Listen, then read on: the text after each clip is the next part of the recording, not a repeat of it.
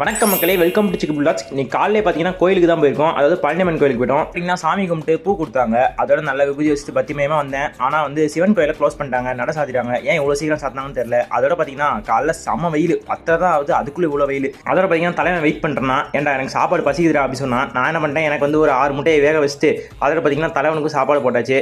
சாப்பிட்ட உடனே வந்து பார்த்தீங்கன்னா நம்ம வந்து கொஞ்சம் வேலை வந்துச்சுங்க. அதாவது ஃப்ரிட்ஜில் திடீர்னு தண்ணி சொட்ட ஆரம்பிச்சிச்சு. என்னடா அப்படின்னு சொல்லிட்டு பார்த்தா ஃப்ரிட்ஜை யாரும் ஆஃப் பண்ணிட்டு போயிட்டாங்க.